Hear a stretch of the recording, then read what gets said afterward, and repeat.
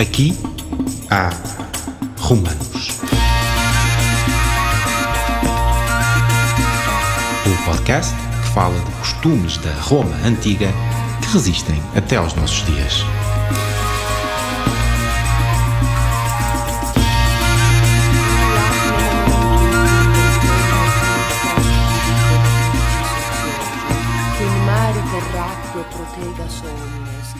Olá, bem-vindos a mais uma edição de Aqui há Romanos. Hoje vamos falar de morte, rituais fúnebres e cemitérios. E para isso temos connosco dois convidados, o professor Rodrigo Banha da Silva, que é arqueólogo no Centro de Arqueologia de Lisboa e professor na Universidade Nova, e... Olá. E a doutora Sara Gonçalves, chefe da Divisão de Gestão Cemiterial da Câmara Municipal de Lisboa.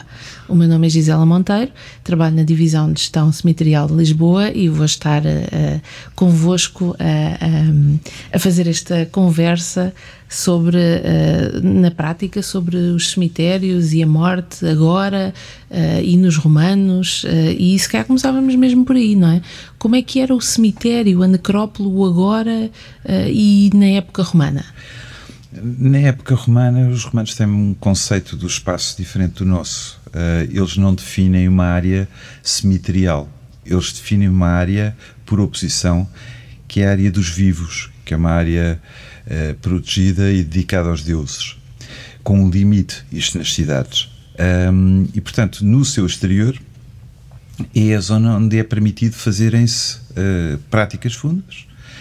E, portanto, podem-se fazer essas práticas como se podem fazer outras práticas muito diferentes. Quem for a Pompeia vê uma casa magnífica ao lado de um bloco de jazigos construído por um empreendedor da época romana, seguido por uma oficina ao lado de uma loja onde se vendia comida, e portanto os mortos estavam misturados com os vivos, e nesse sentido penso que o nosso entendimento hoje é um bocadinho diferente. Antes de mais nada, bom dia a todos. Sim, é o oposto. Até finais do século XIX, os enterramentos eram feitos nas igrejas, nos adros das igrejas, ou quem tinha mais dinheiro, dentro das igrejas. Em 1835 sai um decreto assinado por Rodrigo da Fonseca Magalhães, que obriga a criação de cemitérios públicos.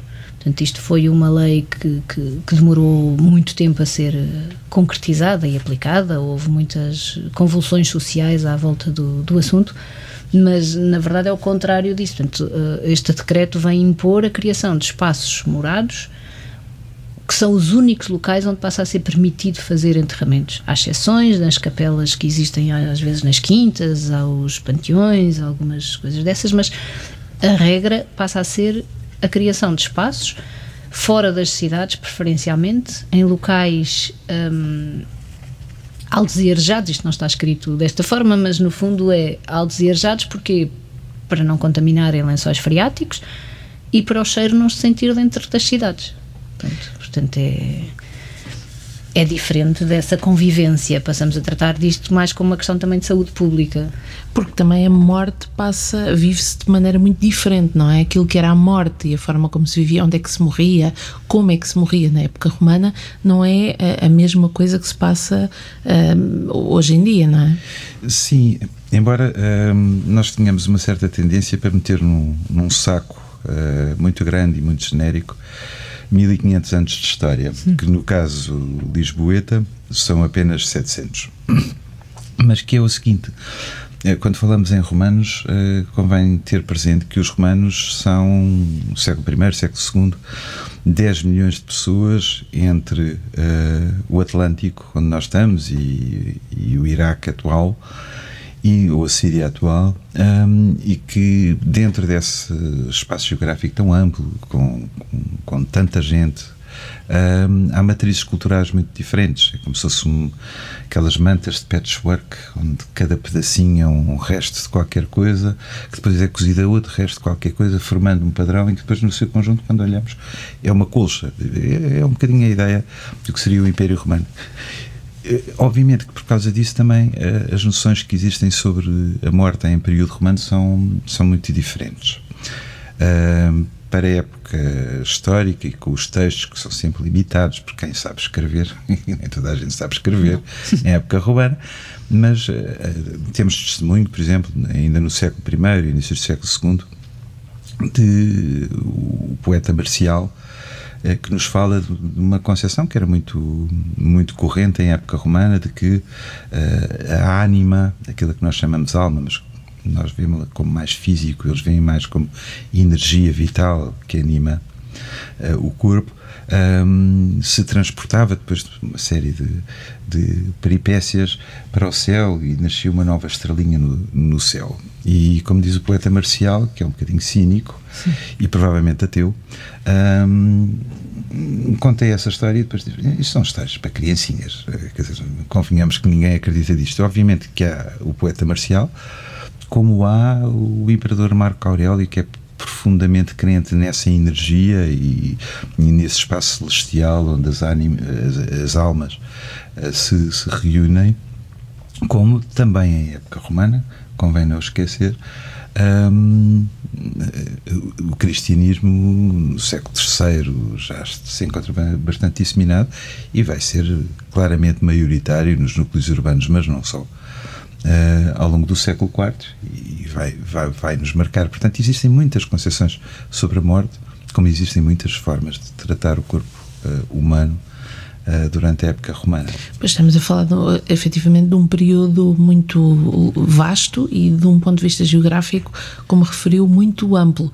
Se calhar podemos depois focar um bocadinho mais então aqui naquilo que é a morte em Lisboa, ou essa parte desse ritual que seria mais aquilo que conhecemos cá, para compararmos então com o que é hoje essa... Eu penso que Lisboa, a nossa cidade, tem uma história que é quase única a nível das capitais europeias. Quer dizer, nós estamos no grupo dos três da frente, das três capitais europeias mais antigas, Atenas, Roma e Lisboa. Não há capitais com tanta história como nós, mas ao contrário de Atenas e ao contrário de Roma, Lisboa tem, desde a sua criação, uma matriz cultural multiétnica e multicultural, certo, que sempre teve, que nunca perdeu, e que vai mantendo de várias formas. Quer dizer, não me vale a pena aqui evocar, mas quer dizer, do século XVI a XVIII, as visões dos estrangeiros sobre Lisboa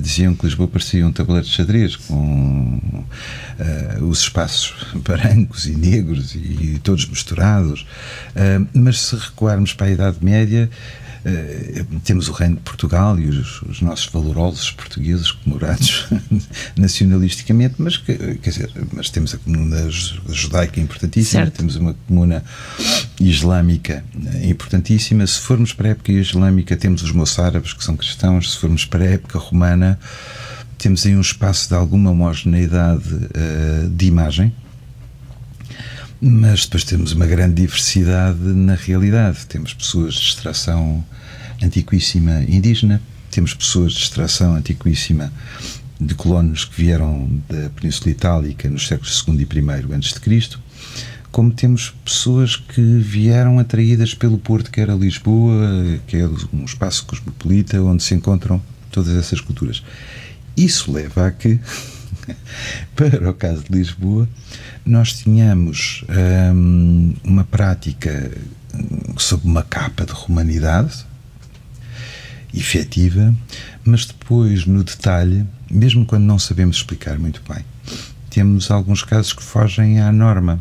Nós chamamos, inclusive, em termos estritos da arqueologia, da escavação, neste caso de inumações, de esqueletos, os chamados sepultamentos atípicos, desde uma senhora que é sepultada de barriga para baixo, um grupo de 4 inumados na Praça da Figueira, que são sepultados, como nós dizemos, a fazer o 4, portanto com a perna cruzada, que são gestos distintivos, são marcas deliberadamente praticadas para os distinguir de outros indivíduos, mesmo que nós não saibamos explicar porquê. E penso que até a nível da morte, isto é o desafio para a minha colega, nós continuamos a ter esta diversidade. Sim. Bom, em relação às posições atípicas, temos, que seja do meu conhecimento, apenas um caso. Temos um jazigo no Cemitério dos Prazeres, de um professor que desenhou o seu próprio jazigo e o caixão está em pé. Pronto, e esse é atípico. O resto dos enterramentos são típicos, são na posição que nós hoje dizemos normal, deitados, barriga para cima, com as mãos em cima da barriga, qualquer coisa assim parecida. Em relação às práticas e essa interculturalidade, os cemitérios de Lisboa, cidade de Lisboa, os cemitérios municipais, nós temos 7 cemitérios municipais e depois temos 3 cemitérios de outras comunidades. Temos um da comunidade judaica, temos o cemitério mais antigo de Portugal, que é de 1700 e qualquer coisa, que é o cemitério inglês, portanto, o cemitério protestante, e temos o cemitério alemão. Portanto, temos estes 3 cemitérios para além dos nossos. Nos cemitérios de Lisboa, a Câmara assumiu sempre uma postura, essa mesma postura intercultural, se calhar por conhecer bem a realidade de Lisboa.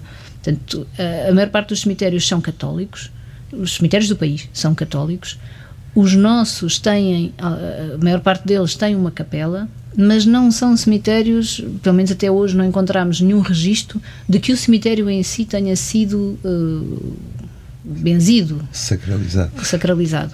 Portanto, aquilo que se fez, que se instituiu foi: cada sepultura é benzida individualmente e, portanto, os nossos cemitérios serviram sempre para todas as crenças. Houve uma altura até em que houve uma legislação que obrigava à construção de muros para separar os católicos dos outros. Esse muro terá sido começado a construir, mas nós temos registros do Presidente da Câmara dizer: mande-se abaixo esse muro, isso não é para existir nos nossos cemitérios são para todos. E isto em 1876, 72, por aí, portanto estamos a falar numa época inesperada, quase, não é? Portanto, a Câmara assumiu sempre essa postura. A partir daí temos tido sempre, foi sempre um cemitério aberto, os cemitérios abertos para todos. Em 97 foi criado, inclusivamente, foi feito um protocolo com a comunidade islâmica de Lisboa, que permitiu a criação de um talhão com 17 mil metros quadrados aproximadamente para a comunidade islâmica. Talhão esse hoje que foi alterado do cemitério do Lumiar para o cemitério de Carnide. Em Carnide foi criado um edifício que se chamava na altura edifício ecuménico para fazer os velórios de todos. Portanto, não é uma capela, é um edifício sem qualquer simbologia, sem simbologias religiosas, mas que permite que cada comunidade leve os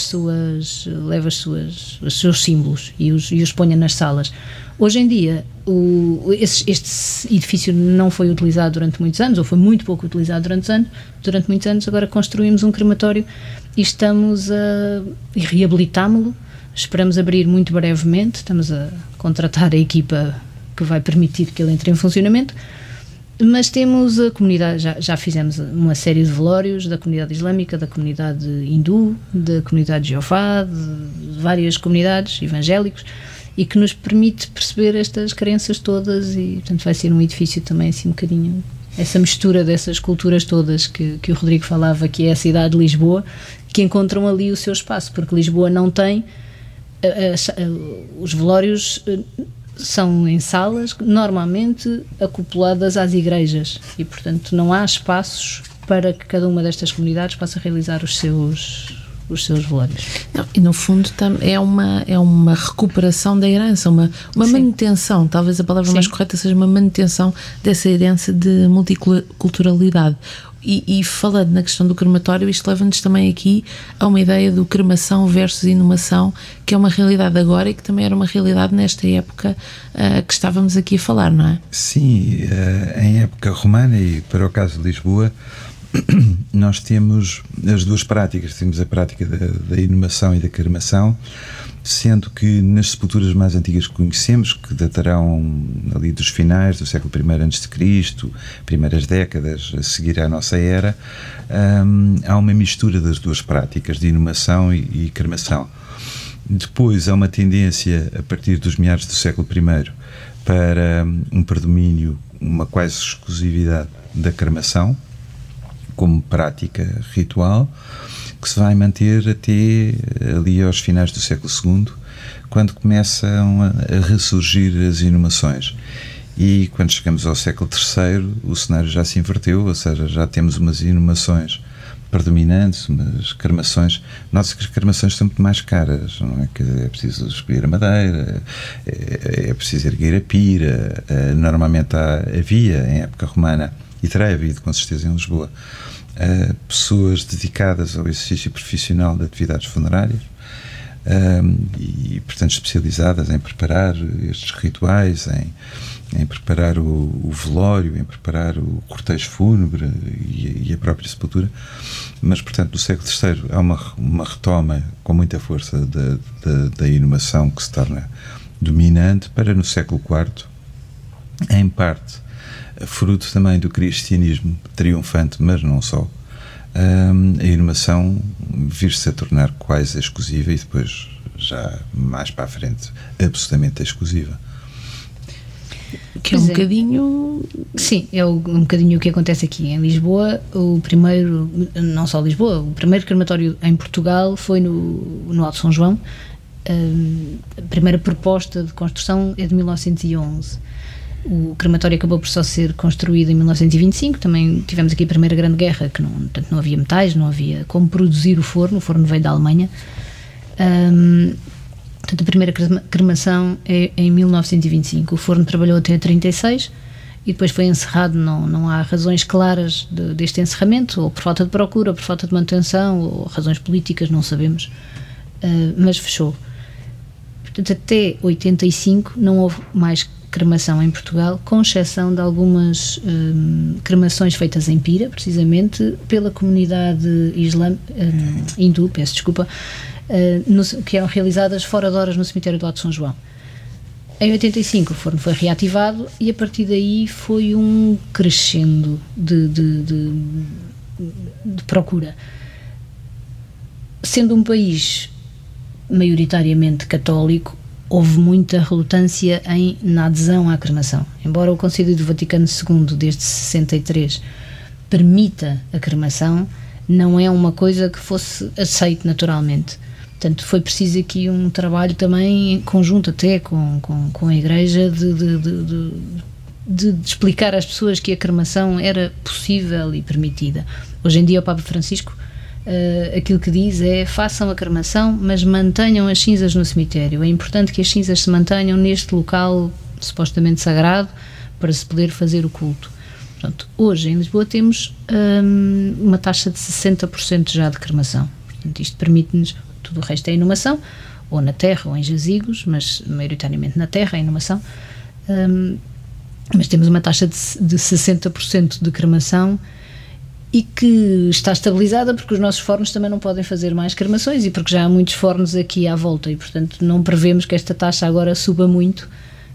Vai manter-se, mesmo com este quarto forno agora encarnido, mas que é uma tendência que vai crescer para o resto do país. No norte há muito menos cremação, aqui temos quase o movimento inverso, não é? Tivemos aqui um movimento em que a inumação substitui a cremação, e depois agora temos a cremação a substituir, de certa forma, ou pelo menos a crescer significativamente para substituir a inumação.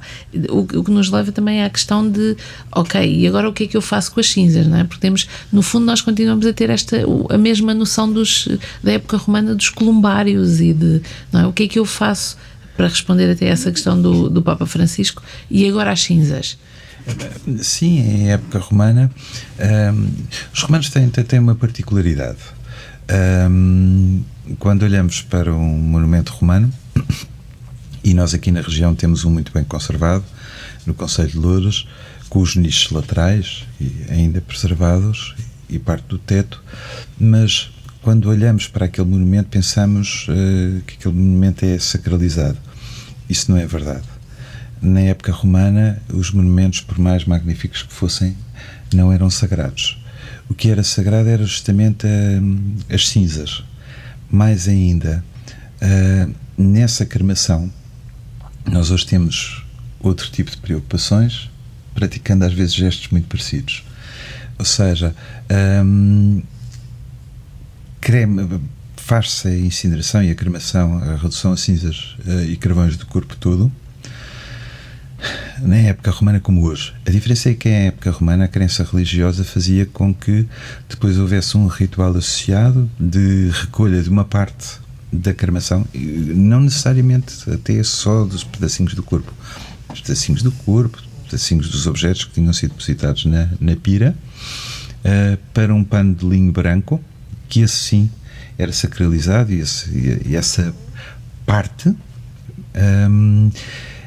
representava o todo, portanto era uma parte pelo todo, e essa parte sim era sacralizada, era metida numa urna, a urna com os oscilégii, que era o nome dessa parte sacralizada, era sagrada, e depois, por mais magnífico ou horroroso que fosse o monumento que se construísse por cima, o monumento não é sagrado. O que é sagrado é o que está no seu interior, o locus onde está o morto. No fundo é assim, aqui há uma comunidade que continua a fazer esse ritual com as cinzas, que são os hindus, não é? Os hindus pegam, não só logo imediatamente após a cremação, alguns, não todos, há variações, pegam num bocadinho dos ossinhos que restam e um bocadinho das cinzas e fazem uma cerimónia normalmente ao pé da árvore. Temos uma árvore no Alto São João e agora outra em Carnide, que é ficos religiosos, e eles fazem uma cerimónia ao pé dessa árvore com esse bocadinho. E depois fazem, uns dias depois, a colocação das cinzas num espaço com água, preferencialmente, e portanto fazem precisamente essa cerimónia religiosa à volta das cinzas. O resto das pessoas, aquilo que faz o destino das cinzas em Portugal é livre, portanto as pessoas podem levar para casa ou colocar num sítio qualquer que seja seu ou que seja autorizado. Portanto, esta coisa do livre é relativo, porque é livre enquanto eu não entrar no domínio dos outros, não é? Portanto, eu não posso entrar num jardim de uma casa que está ali na minha rua, que é muito bonita, e ir lá pôr as cinzas, não é?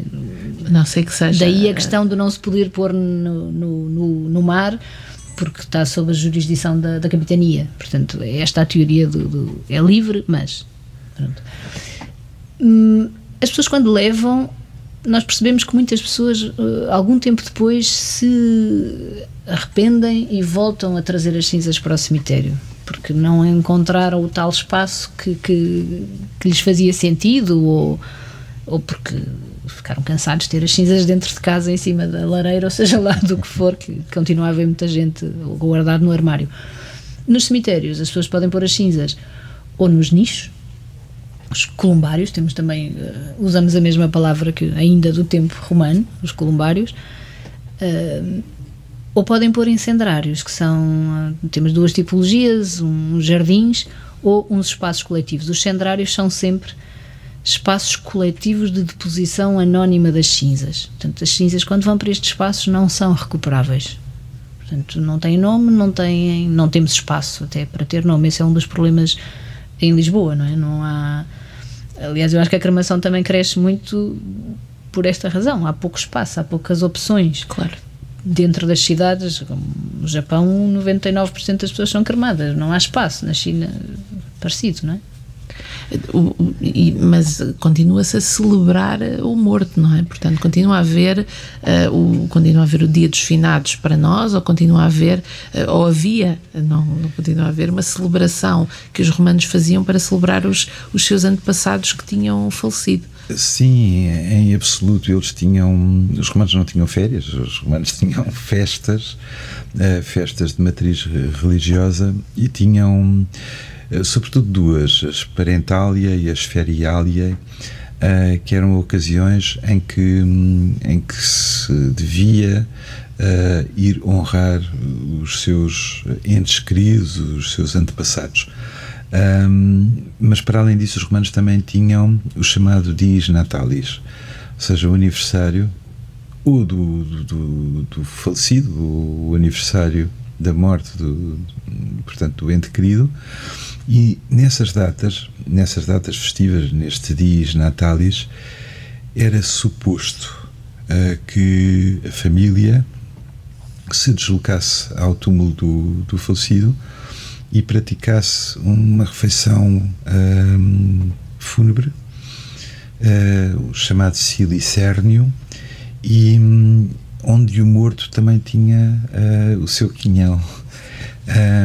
Em muitos casos, fora de Lisboa, mas por exemplo em Mérida ou em Córdoba, existia inclusive um tubo, um canal que conduzia da superfície para o locus sagrados, onde estava a urna, para se deitar a comida, o quinhão, para o falecido. Em Lisboa ainda não vimos isso, e é bastante provável que acontecesse, como acontecia com certeza noutros sítios, em que havia a toma da refeição, por vezes até com um espaço arquitetonicamente preparado para essa toma, e que o quinhão ficasse lá, portanto, à disposição do falecido.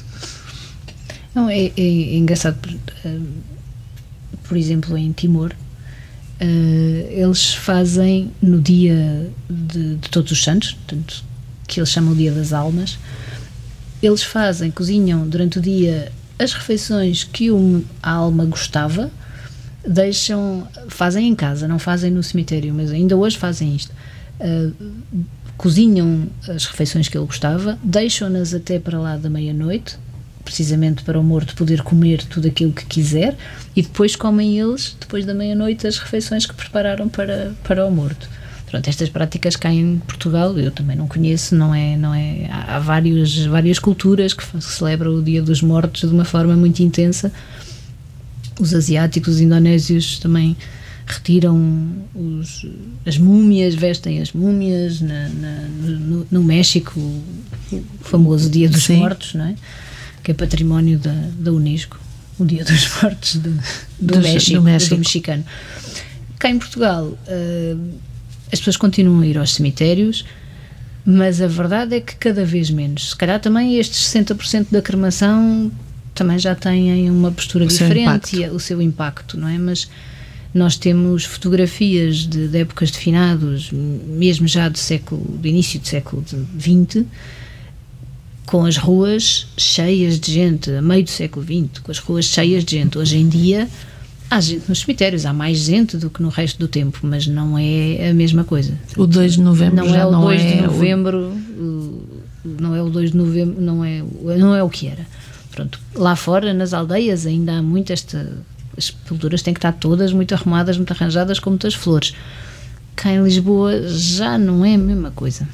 De qualquer forma, e até para terminarmos, fica esta nota da visita a estes espaços. Nós, quer de um ponto de vista dos cemitérios, quer de um ponto de vista destas ruínas romanas, ainda temos o que visitar em Lisboa, não é? Sim, em absoluto. Em absoluto. Sim, dos nossos cemitérios há muitas coisas para visitar. Nós inclusivamente fazemos agora visitas também para ver os ditos monumentos de que falava. Temos visitas organizadas pela Câmara, visitas gratuitas que são todos os meses.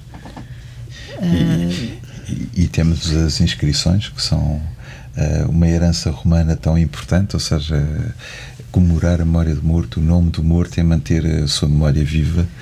Isso era muito importante para os romanos e continua a ser muito importante para nós. Sim, nós temos muitos epitáfios com muitas...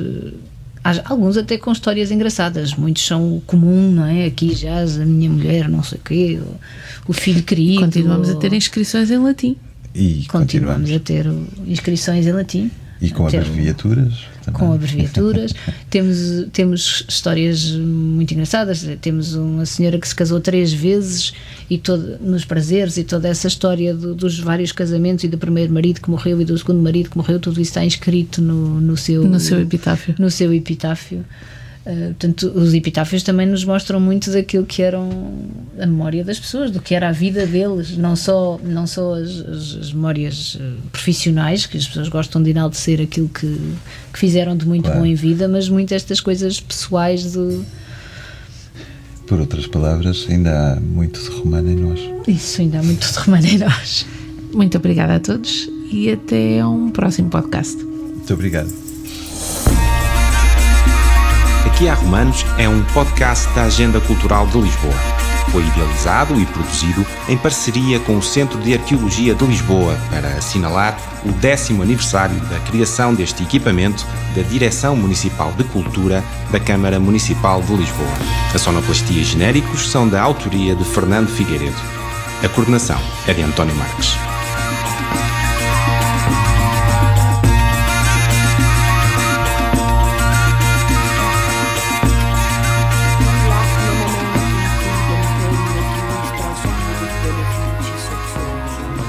Mare terracque protega somnes, e de pulsis vite procelis, saluta